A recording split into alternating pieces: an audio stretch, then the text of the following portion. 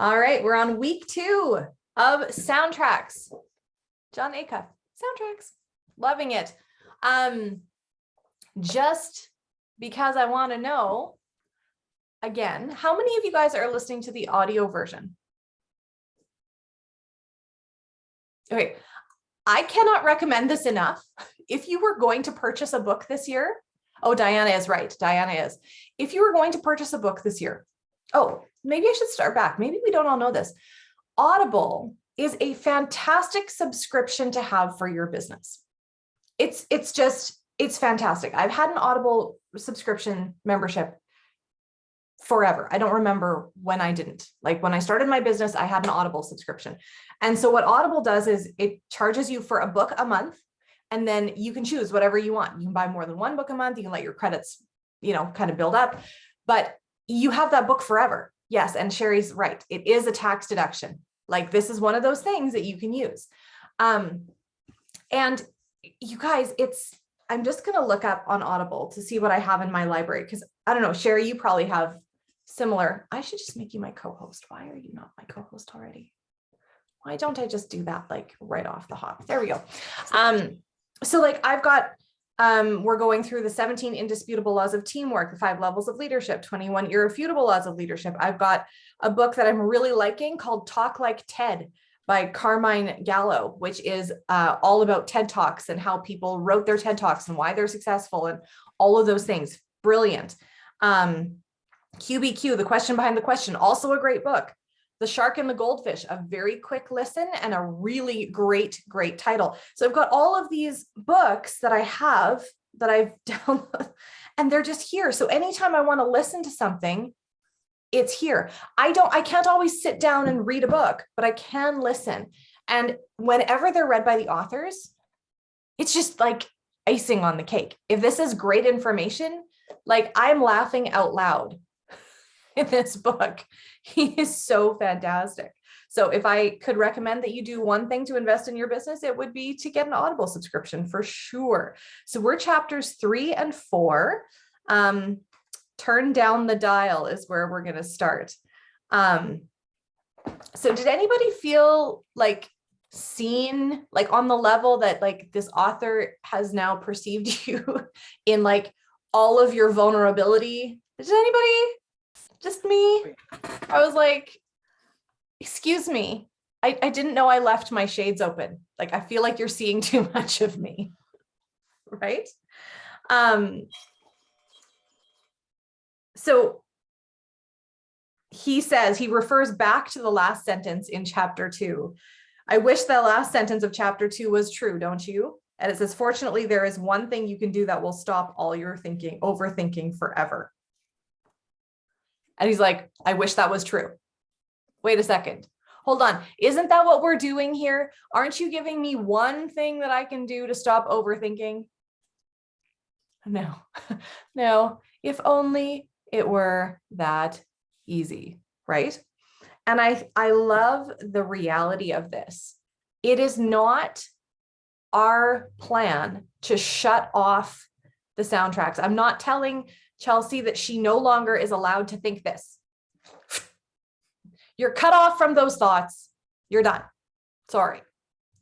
I wish I could. That's not normal. That's not a thing. To quote Emily Gibson, that's not even a thing.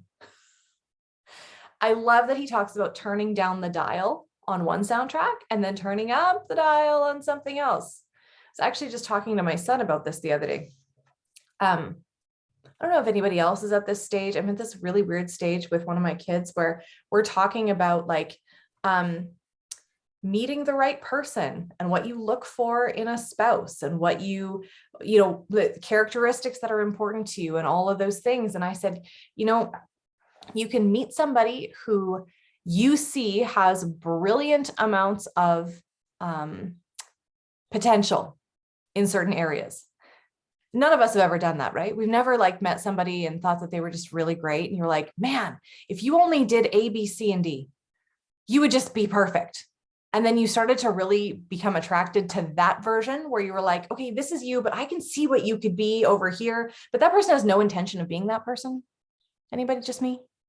It's like, you know, women, we don't like to fix things, do we? Oh, I can fix him. I can fix that. Huh, no, that's a lie.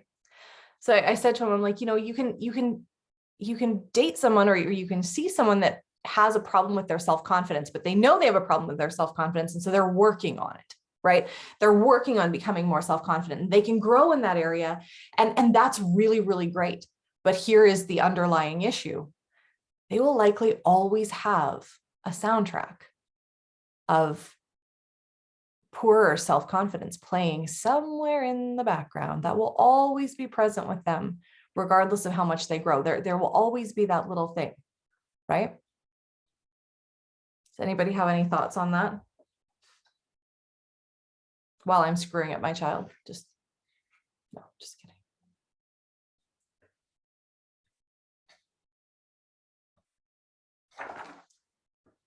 All right, it's a dial. We're talking about the switch and the dial. I would love to hear from you guys. What are some soundtracks that, if you're willing to share, what are some soundtracks that you would like to just absolutely turn off? If there was a switch, what would it be?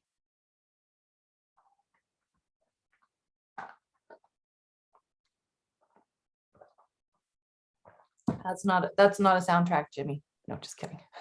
She's getting her laptop. When someone texts me from Plexus and says, can we chat? And I immediately think, oh, they're going to quit. They're done. Oh, and then I go to, well, at least I appreciate them reaching out. Like I have this actually happened on Thursday. And one of my ambassadors who's really struggling health-wise, I was just like, yep, she's done.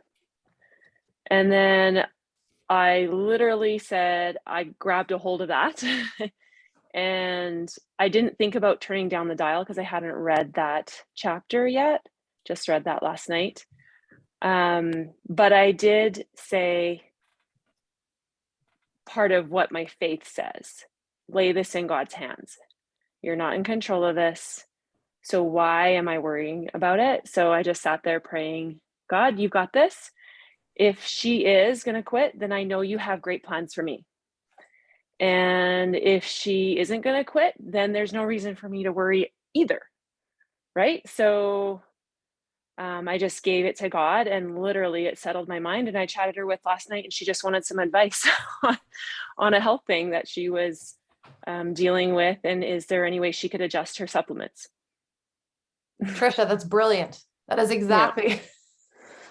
But why do we do that to ourselves, right? Our first, why? First like gut reaction, you get someone touching base with you. Our first reaction is not programmed to be, oh, it's so great to hear from you. Yeah. Yeah. So oh definitely looking. They're pooping their pants. What's happening? Yeah. Yeah. Right? So anyways, yeah, trying to grab hold of those and right away, rather than letting them fester for a little bit. Yeah. Recognizing that right away is, I think, what this book is going to help me to do. Yeah. Yeah. I think so too. But don't you think that sometimes those soundtracks come from, okay, and this is perfect, right? Because what is a soundtrack often? When we think of the actual, what an actual soundtrack is, typically we talk about soundtracks from a movie or from a musical, right? So there's a basis and there's a storyline that the songs get created from, okay? So my question to you is, what is the storyline and where is our basis that these soundtracks come off of, right? Is it actually, I believe that I am well enough equipped to serve the people that are placed in my life? For myself, it comes from my family of origin, where you're never good enough or you don't do it right.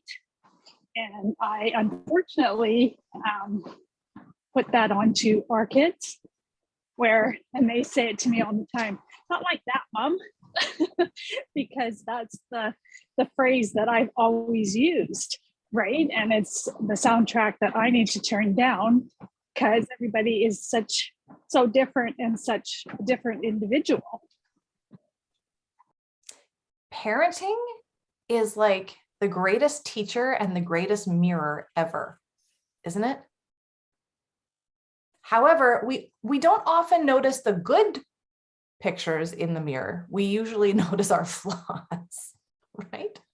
That bathing suit can look really, really good on the front, but as soon as you turn to the side, you got 3 dimples of cellulite on that one cheek, and you're like, oh, that's awful, right? So Diana, you're seeing those things that you wish that you hadn't have said or planted, instead of going, hey, you know what, I did a really great job on these 6,000 other things, and this one, maybe we didn't quite hit the mark. Why is that?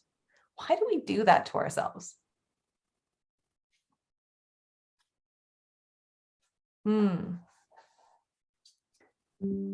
I find myself even, and I'm not as far along in the parenting journey as a lot of you amazing women are, but I find myself trying to recorrect, like, or plant a different seed in those soundtracks that I've made for my kids, where they'll start to say that back to me. And I'm like, whoa, okay, no, that was a really poor thing to have taught them.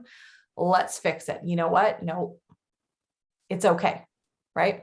And I think that can be said for when you have like 4 children. The first one you were really anal about, and the fourth one, it's like, yeah. I read a meme this week and it was something like, our standards of cleanliness have declined with every child in the home. So sorry, we have 4 children. Our standards are way lower. The problem with the internal voices we hear is that we want a switch. It would just be easier, wouldn't it? Any other thoughts?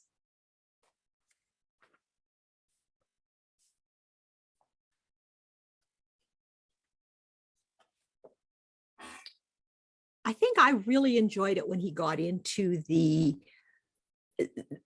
fact that I shouldn't be expected to have a switch, that's not a playbook that applies, and that expectation of a switch actually turns on more negative soundtracks about myself, because the negative soundtrack starts and then I criticize myself for the negative soundtrack. So it actually enhances the negativity. And the understanding that that's not a thing, there isn't a switch, that there's the turn down, and that there's a whole lot of techniques for the turn down. Like Tricia said, that's a fabulous technique. It is. And I'm curious what other techniques people are using for the turn down. Because I think everybody is using something. Like he talks here about his favorite 5, I think. Yeah. Things like exercise and lists and Lego. Lego, talking to friends, cleaning a drawer, like just movement, that washing dishes, something different. I don't use those cleaning techniques ever. I only clean when I'm really angry. And so maybe that's why. Maybe it's a good sign that my house is a mess. Maybe it is. Diana said, I love when he said perfectionism says it's not the switch's fault, it's always your fault. Right? That dang perfectionism. Yeah. I keep thinking of Emily Gibson when he was talking about all of this and Emily's coaching, where she's like, that's an interesting thought, brain. Why do we think that? That separation of what you're thinking from who you are. And that's like when you're teaching kids, you're separating the fact that you love them from the fact that what they did in that moment is not acceptable. What they did isn't definitive of who they are. what they did is not definitive, but you can love them and still say, but what you did right here is not acceptable. We need to have a different action.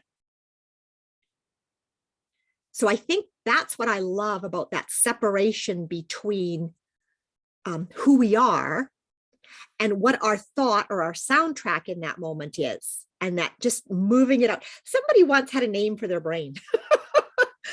I was like, wow, and they called their brain Jake or whatever, but it's like, Jake, what are you doing today? Like, this isn't helping me. So it's sort of separating it and giving us that gap between the circumstance or the trigger and our response. And not sticking a negative emotion in between the two, right? Because oftentimes we'll be like, that is so stupid. Why am I such an idiot? I can't believe that my brain automatically goes to that and it's just run down, run down, run down. It's just creating that space like, oh, isn't that interesting? Huh. I wonder why that triggered me. And this is where I feel like our spouses, when we start to grow in these areas, they don't get it. Like I remember before Christmas, there were some things that I was learning with Emily and Nolan was like, you're not upset? I'm like, nope, we can go back to the turkey.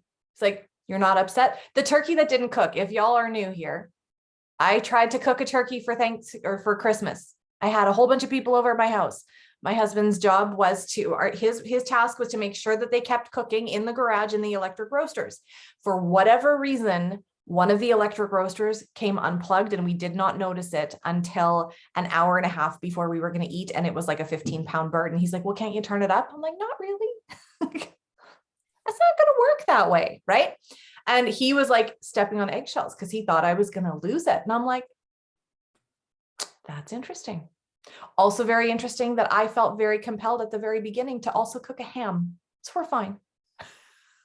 We're okay. Right. But it's all of a sudden you start to shift things and your spouse or your best friend or whatever is like, well, hold on. Who are you? You're not, where's the negative emotion? I'm used to hearing the negative emotion. I'm used to being the recipient of the negative emotion. I'm used to you being crabby. It's almost like not a buffer in the sense that what Emily talks about buffering, like to kind of move your focus onto something else. But it's sort of like that in between where it's like, I can process this without needing to assign a negative emotion to the process. And Diana said, I'm working on overcoming perfectionism every day. I think that's so good. I think we all are like Turning down the switch. And there's a balance, right? Like we want to strive to become better, right? But there's a point where that becomes unhealthy. If our goal is perfectionism, instead of just simply 1% better than we were yesterday, and if the perfectionism view is somebody else's version of it, instead of our best. Yeah, but Sherry was talking about, does anybody have like a technique that they use? I'm interested in that. I think I need to take up Lego. I think I should have a Lego table in my office. My son would love that. Jimmy? I was just going to go back to, I think that what Emily says, every situation is neutral. That is neutral until we put an emotion with it. Right. So, we so many times, right, just go, like you say, to the negative.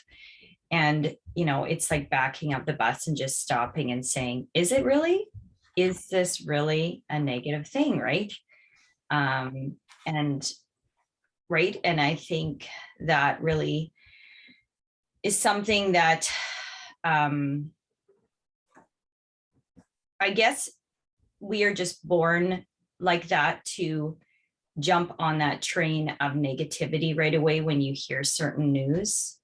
But you know what? I just think that everything has a reason. And so you have to just look at it and say, okay, what is this is about and why am I putting a negative right now? Let's just see what this is about, right? Just like what Trisha said, like giving it, I like what Trisha does. And that's what I do is I just like, okay, Lord, here you go. This is for you because I don't know, right? And I think that's a lot of the time for me, it's that visual of me putting my hands up and saying, okay, I can't deal with this, Lord. I don't know what this is about, but you do. So I'm going to give this to you, right? I think when it comes back to plexus, a lot of time when I see something pop up in my messages, and then, you know, I used to have that feeling of like, right? That gasp, like, oh no, I think she wants to quit or whatever, right? Like I used to have that. And now it's like I have a visual of pushing through. So I get into that message and I answer right away and I help them with objections. I come up with, you know, I just talk about all the things that I think are forming in their head, right? Like, oh, you haven't seen anything yet from the pink drink? That's okay. That's a normal thing. You've only been on it for 3 days, but tell me how it tastes. Oh, it tastes really good. Oh, perfect. I love that. That is a positive, right? Like, just get in there and just start that conversation. All those things, all those objections that you know that probably going through their head, right? So, but when we avoid, it doesn't help us any. And then they wonder, well, why, how come they haven't talked to me? Maybe it's not, you know, I'm sure they haven't read Jon Acuff. So they're probably thinking, oh, that she's not answering me. And this is what's playing through my head. But right, maybe they're thinking, yeah, she doesn't know what to do to help me. I am lost. I am never going to get better, right? So I think it's just like get in and push through. That's how I'm just pushing through those objections. So yeah. You know, you said something so valuable, and I don't know that you realized it, because what you did was you changed your tone. And if we choose to voice message people things like that, guess what you're inserting? A soundtrack. Oh, that's so great. Your excitement, and you're giving them, right? You're giving them hope. You're giving them tone, right? I love that, Jimmy. I absolutely love that. Oh yeah, it's so normal to not feel anything after 3 days. Great. Your 20 years of arthritis didn't go away in 3 days. That's awesome. You're normal. I'm so happy for you. Right? That's so good. Did anybody laugh like ridiculously? Like I was listening to this and my husband was in the room, which is funny because Jon Acuff talks really fast, but then I also play it at 1.5 speed. So I was listening to it really fast. And then he talked about no matter what I tried, no matter how long I held my breath, no matter what I studied, I couldn't completely turn off my broken soundtracks. You know, you're a bit stuck when you try to play your meditation app at 2 times speed. I'm like, oh, that would be something I would do. That would totally be something I would do.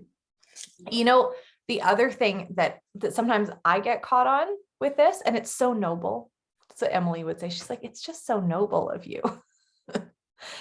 I want to serve people so well that sometimes those messages like Jimmy Lou was talking about that we avoid, or, you know, the sending, oh, I don't know that I can serve them to the ability that I should right now, or I can't give them what they deserve. So I'm not going to message it, right? It's going back to that perfectionism that Diana talked about, right?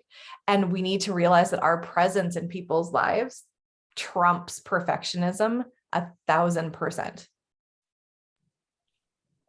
I needed to do that yesterday because I had a soundtrack running in my head. I had one lady that had joined the 3-day challenge and she was quite into it. And then when I messaged her yesterday to find out, you know, where she was at and stuff like that, she had, you know, all kinds of excuses. And so I took a deep breath and I just said, okay, I can handle this. God's got this, just like Trisha said. And I just plunged forward with it. And it was amazing. You know, I should have done it in a voicemail. I'm not real not great at that right now, but that's coming. Just learned what? And she is a perfect stranger from the US. So I feel intimidated, right? And so anyway, I pushed through it. And of course, now she's ignoring me. So I will get back to her probably in a day or two, probably Monday, and just ask her if I scared her away. Because, you know, I did throw a lot of information at her, but I did have a response for every objection that she came up with, except, and I'm still thinking on this one, because I'm not sure how this works, but she said that she gets heartburn from drinking too much water. And I'm just like, okay. So I did message Nikki and she's like, "Ooh, I have to think about that one because neither of us know how to answer that." Right. And I don't know if that's a soundtrack or what it is, because I did cross that bridge with her where I said, is it filtered water? Is it, you know, is it chlorine water? Nope, just water. And that, you know, that's all that she would answer me. So I'm working on that soundtrack to change that in my head to try to figure out how I can make this work for her.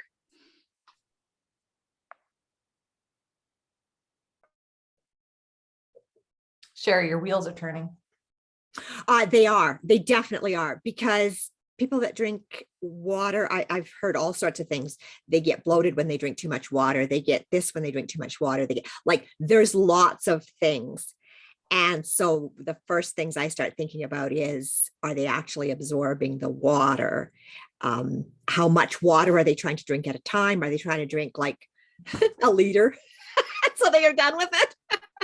Like what's doing, you know, what, because there's a physiological reason to it. And it's just kind of like, and I'm going to have Sharon answer next, because it's just kind of like, sometimes we need that electrolyte. We need less at a time. We need the electrolytes to absorb it, all those things to be part of it. But it's a real thing. Sharon? I was just going to say, I was just going to voice message you actually, Diana, check if she has low stomach acid. If she would experiment with herself a little bit and go and put a little apple cider vinegar in that water in a glass, it might actually fix the problem and a whole bunch of problems along with it. If she's got actually low, if it's diluting her low stomach acid even more. Anyways, yeah. Yeah. And And if apple cider vinegar scares her, doing hydrochloric acid is. Yeah. Yeah. And it has to be real apple cider vinegar with like the weird thing floating in it. It has to be the real deal with the SCOBY. Yeah. Right? Or hydrochloric acid, like Janelle said. Anyways. Yeah. I did mention to her, you know, add lemon to your water or apple cider vinegar. And that's when I lost her. It went crickets on me. So I'm just going to wait her out. But something so simple, right? It's like, oh my gosh, you can't even drink water. We need to help you.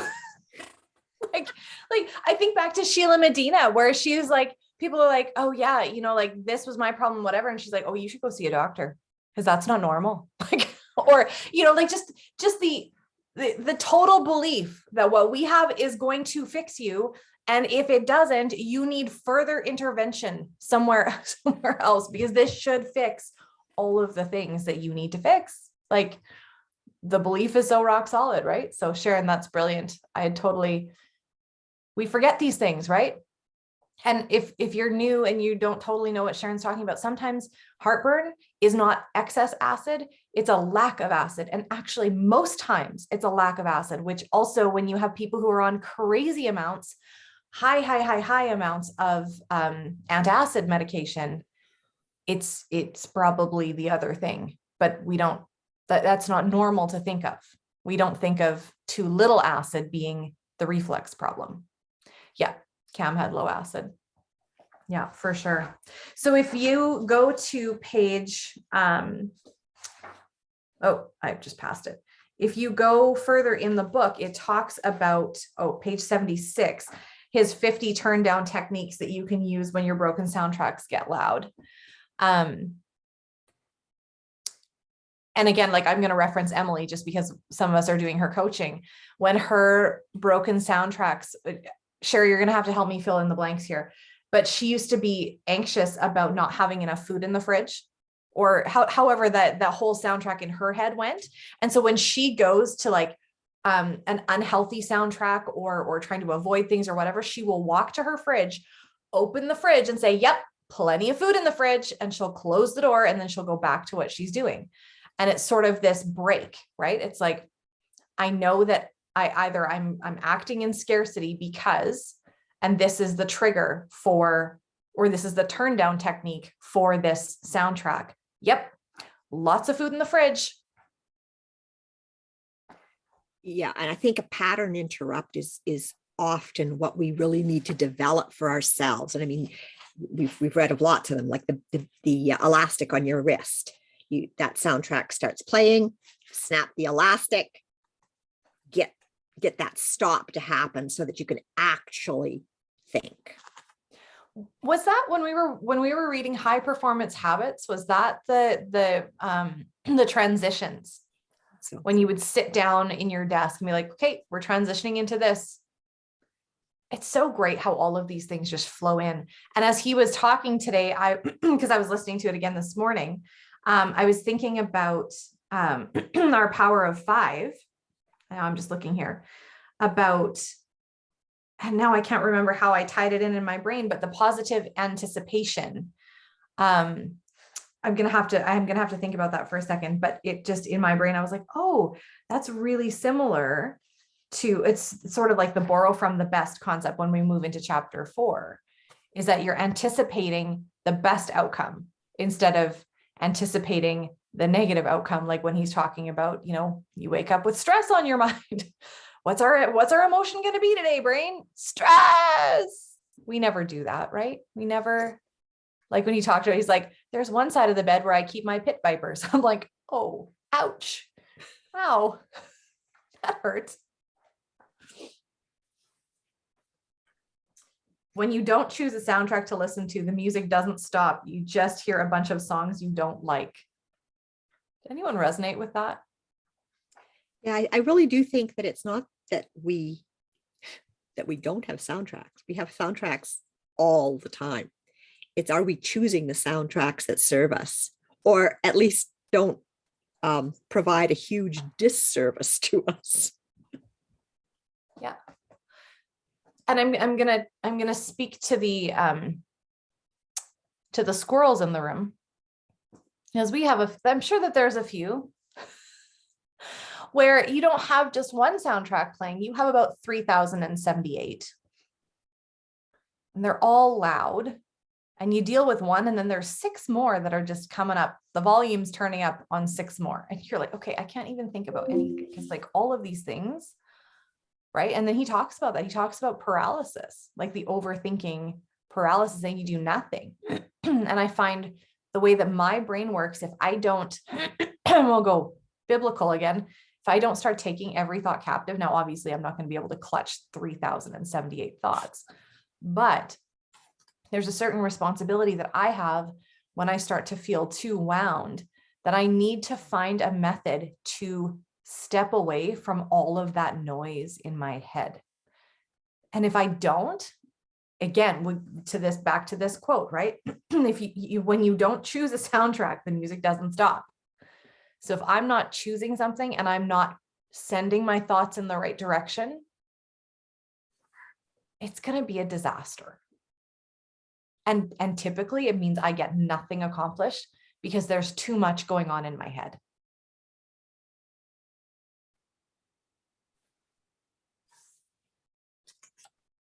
Overthinking in 17 directions is just super fun. I was thinking about this last night. Actually, I went over and Leona and I were chatting last night, and I said that something that I've learned with the way that Jimmy Lou works is that I need to very much first thing in the morning, I need to write down as fast as I can everything that I possibly think that I can maybe do today. A list of Plexus, a list in the home, a list elsewhere. Now, I'm not very good at this all the time, and I've had some bumps in the road, but I feel that I need to get it all out, because where it comes out is in really bad ways. One of the ways it comes out is me first thing in the morning jumping out of bed and asking my husband, are you going to clean the garage today? Are you going to do this? I need to, and he's like, can I have my coffee? Like, you're driving me insane. That's where it comes out.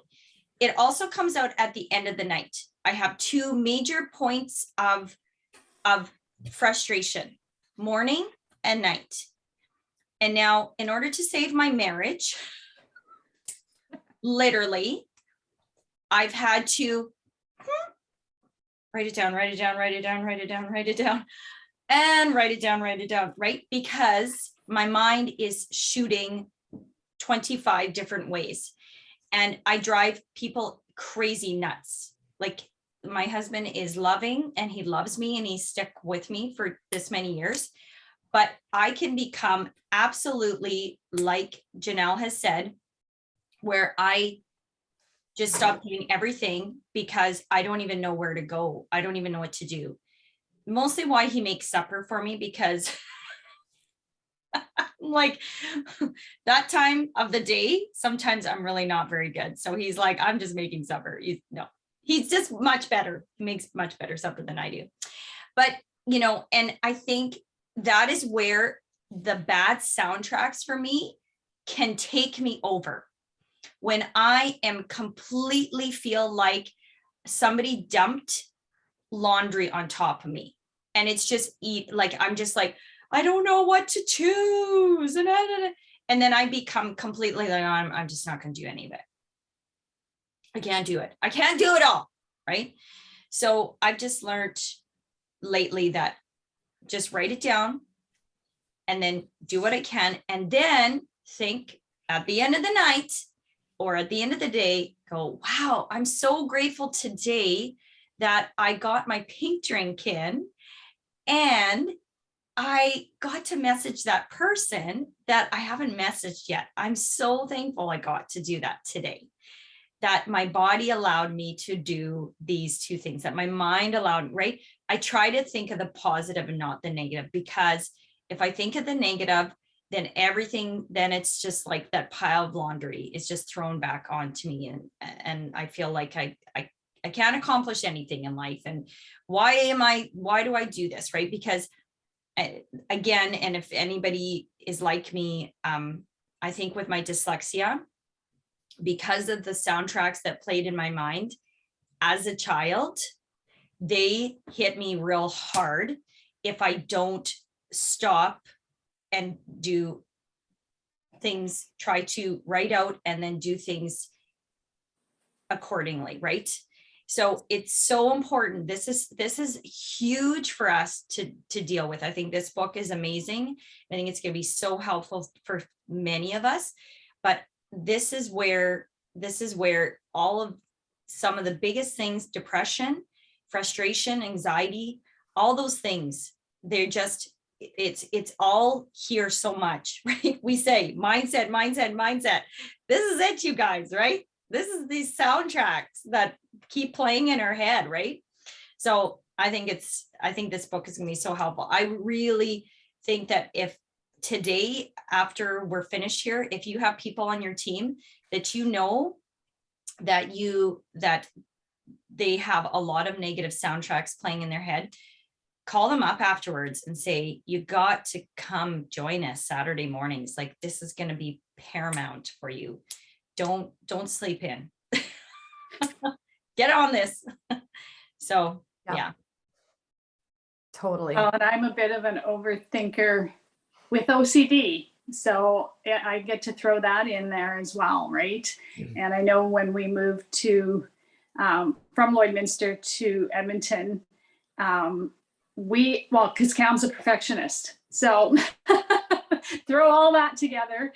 And we knew that it was the Lord that was telling us to move, but we still had to together sit down and make a pros and a cons list so that we ourselves knew, even though we knew from the bottom of our heart that it was God telling us to do this, we still, for our own peace of mind, had to make that pros and cons list. And, you know, it turned out that he was right. The pros are way better than the cons to do this. And I mean, our house sold in a day and a half. Like, it just all fell together so beautifully. But yeah, totally overthought that. Mhm. I really like how he refers to that, like the overthinking piece of I was too busy attending a private concert for one with the soundtrack in my head. And it's sort of like what Trisha was talking about, right? Her person messages her.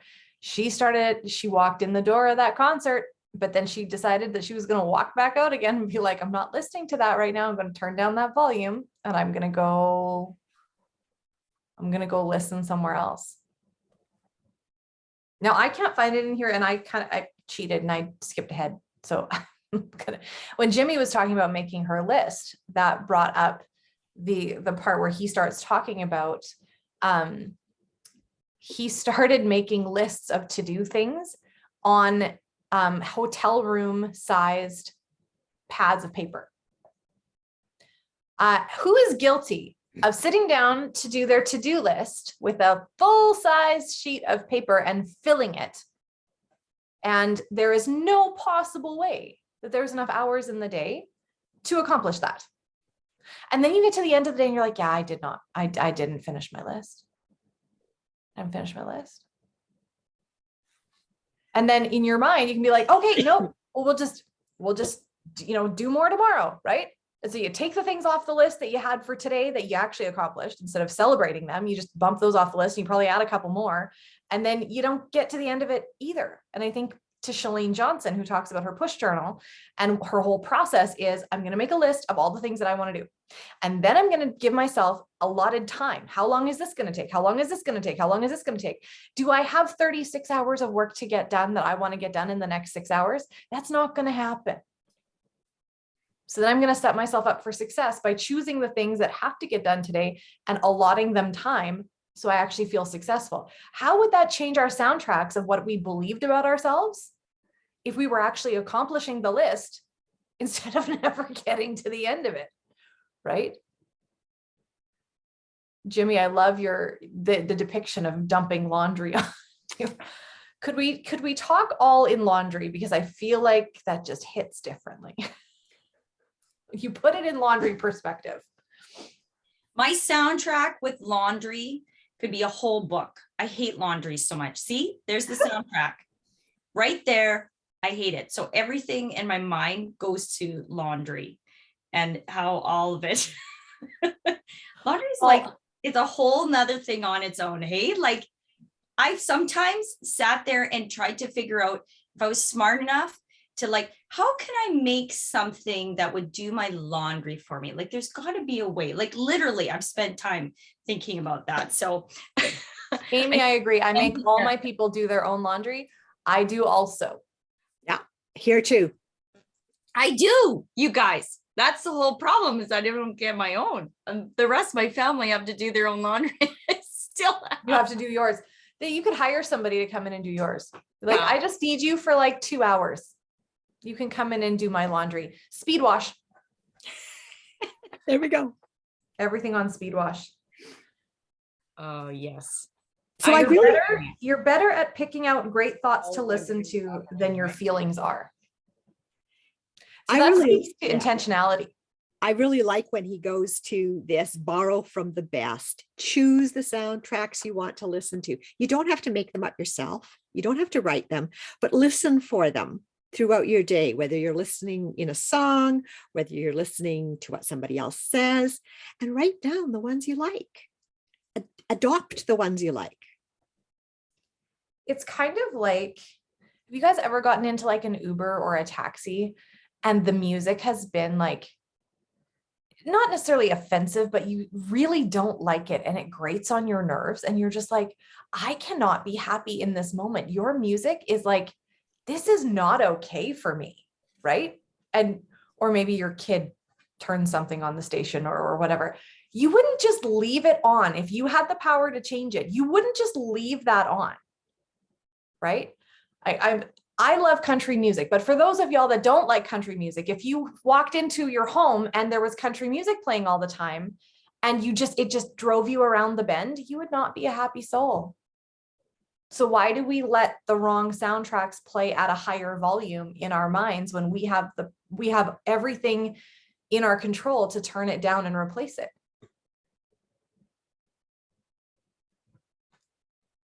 Honestly, you know what I find that it is most often is that I don't take the time, the split second, to make a different choice. How silly is that? Yeah, Sharon. So here's a country music soundtrack, because I'm from British Columbia. I do not like country music at all, but I gave birth in High River, Alberta, with Genevieve, and the nurse in that little hospital was blasting country music, and I did actually have to ask her nicely, can you turn that off? Because I'm like, it's literally like preventing me from bringing my child into the world. And she laughed at me, and she did. Right. But I think that that's sometimes what we have to do. We sometimes actually have to even ask the people around us who may not realize that they are contributing to a certain soundtrack. Can you turn that off, or can you turn that down? Right. Yeah, just a thought. And the response is usually better than what we actually think, because maybe Sharon, they don't even realize that is a negative. Your post on snakes the other day spoke soundtrack so loudly to me. Because if you guys didn't catch Sharon's post, she's talking about how one of her daughters loves snakes. And I remember you posting about this a couple of years ago, and I was like, ah. I have this deep loathing for the reptilians. Like I can't snakes. You are like a superhero in my mind for being able to be like, they're not my favorite, but I've had to endure more, like your growth in that area. I just am absolutely in awe. You're amazing. I was going to say gossip is a good one, right? When you hear people start talking about somebody, it's almost like, right? It's like, hey, I don't want to hear that. Like, I'm moving to the next room or moving away from that, right? But that's, again, like turning that off, right? Or, I mean, there's just so many examples, but that was one that popped up, and that's the one that women a lot of time get caught up. I like the one where he said, somebody's new coming into the office and somebody says, oh, I know her from past, blah, blah, blah. And it's almost like you go, I think I'm going to move to the next room. I don't want to know. I don't want to have that preconceived already, those ideas about that individual. I hate that. That's like my pet peeve when somebody wants to start telling me about somebody from and No, I don't. I want to know this person. I personally, like I'll get to know, right? And Facebook is really can be harsh with that, right? Where you go and look somebody up, right? First, because you want to know a little bit, but that maybe doesn't tell anything about that person. Now you've already come up with a story about that person before you've actually met that person. Ooh, so dangerous. Maybe that person encountered John Acuff from the time that they knew that person before, and now they've totally changed their soundtracks and they're completely different. I think that's also choosing the right seat at the right table. I love that. You on there? Cheryl, Okay. did you have something? Can you pull a camera? No. no. Mute you then. So the last time we did this book, we did this book, I actually had a soundtrack written on a Post-it note and put up on my fridge from this chapter. And it was all the whole, what would Kanye do? Did anybody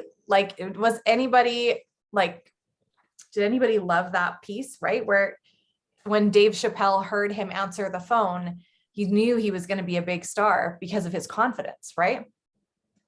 So my soundtrack did not say what Kanye said, because I don't write that on a Post-it note.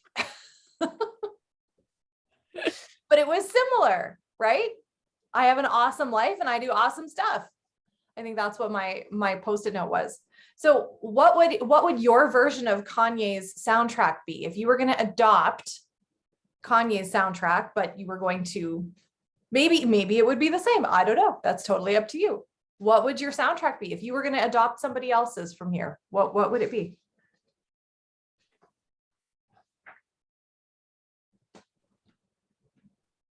I'm sure Sherry's would be My Life is Dope. I wouldn't be using the dope term.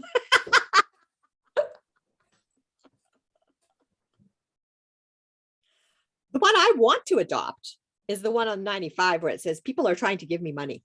I love the that I'm one. working on. I love that one. I was like, oh, could we all please? People are trying to give me money. I want that one. Or I'll feel awesome after. Right? I'll feel awesome after I reach out to that person and it's not hanging over my head anymore. I'll feel Mine- awesome after I pick up the dog poo in the yard. Mine would be pivot, don't panic. That's a good one. Mm-hmm. You have no idea how many times that GIF is used from Friends, right? The pivot one. I was in a chat this week and we were throwing that one around. It was quite funny.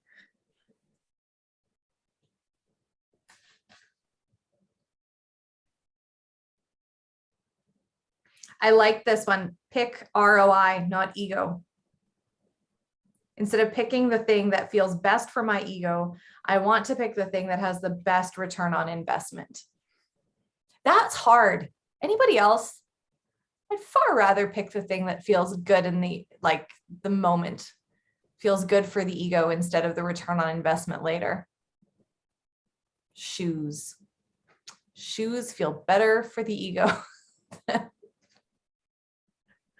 Oh dear.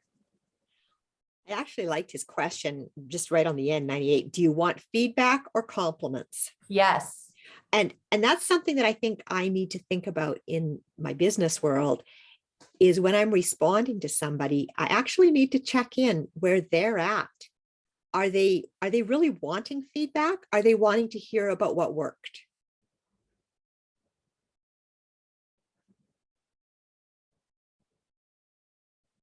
I want the compliments. I just want to say this. I want the compliments. Feedback's all right. I'm willing to accept feedback, but I really like the compliments. We start with the compliment, please. That would be better. That would be better. Yeah. But you know, that reminds me of how sometimes when we are talking to people about their health and their journey, some people just really want to be heard. Yes, they're here with us because they do want it fixed, but they want to be heard, right? And so we can ask questions after they, give them a space to speak and say, would you be interested in adjusting things to see if we can make you feel better? Or are you good to stay the course where you're at? What would serve you best? You're doing a great job. Yeah. Yep. Of course, I laughed so hard about I love that this book was written in the last 2 years because he's talking about how the sweatpants are, what does he say? The sweatpants are the melatonin of the workday or something like that. However, he said that it's so funny. You guys, seriously, you get so much more out of the audiobook than you do out of the actual. I'm like, that's not in the text, but it is in the audio. Yeah. Pivot, don't panic on a note card. So I would love to know what soundtrack you guys are going to try to implement this week. What soundtrack would you like to turn up versus we're not going to focus on the one you're going to turn down. I asked about that earlier.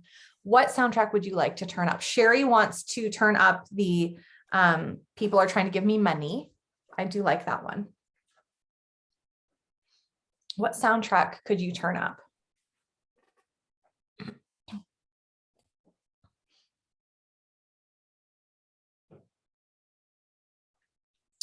Does anybody ever have scarcity? Oh, sorry, Sherry, go ahead. Sure. No, just I think the idea that I'm a good mom that is doing enough. Yes. Yeah. I love that. I was just going to say, I really resonate with lack of time or believing that there's never enough time. And so the soundtrack of there is enough time in my day, or I have enough time in my day to do the things that are important.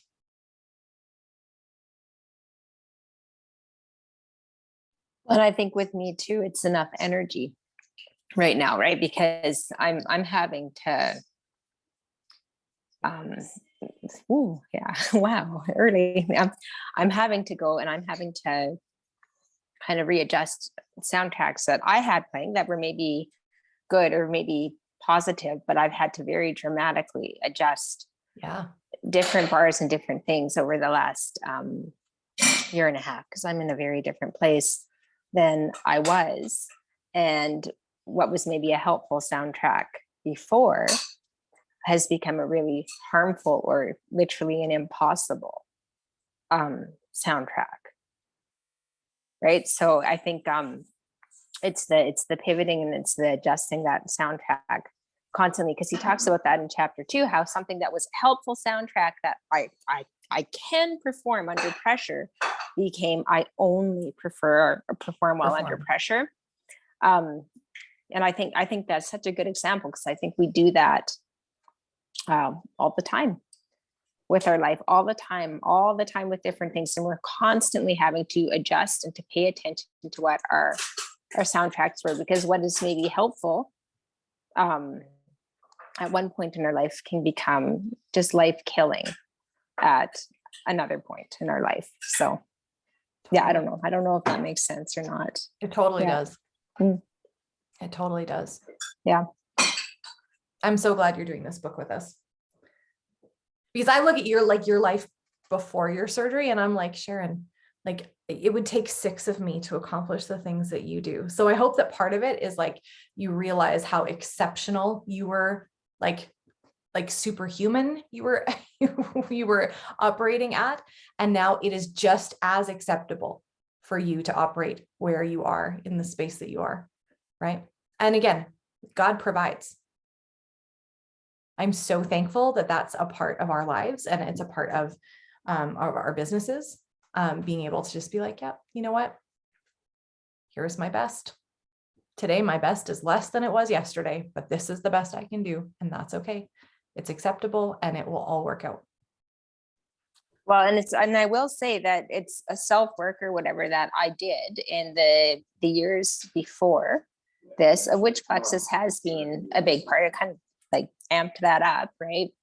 The years before it has made thriving possible, and going through something impossible that someone, shouldn't normally have to go through, and you kind of get through it better than how you could, because you become good at adjusting your soundtracks when you become aware of them. And this book is great because it zeroes in on it and it puts words into a different, it just puts the words differently. It's not a new concept, right? But it just puts words in a different way that I think that some of us can understand better, right? And it's a good reminder.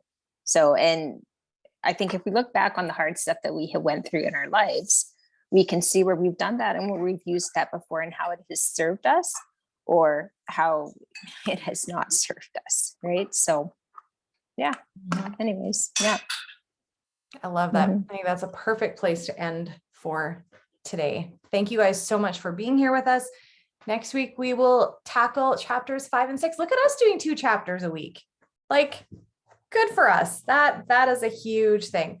And you know what? It starts chapter 5 with Win the Week. So I'm excited to dive into that this week. And I will be really excited to hear about how you guys implemented all of these things that we're talking about. Because the lovely piece about this and the fact that it is soundtracks is it is just literally laying another layer of soundtracking into our lives where we start to think about things differently and we try to be more intentional. So I'm really excited to hear how things go this week for us as we're more intentional with our thoughts and the soundtracks we're playing. Have a great day, guys. We'll talk to you soon. Bye.